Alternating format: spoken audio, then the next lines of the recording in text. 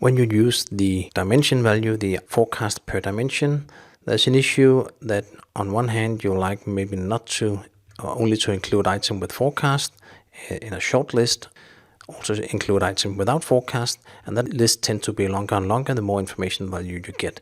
So you can filter on information value, and a simple filter could just be to point out which value you want to use. And I just made a Christmas dimension, and when I enter my data selections in here, I could just manually pick the information value that I'd like, for instance 11 and 13, or maybe also 14.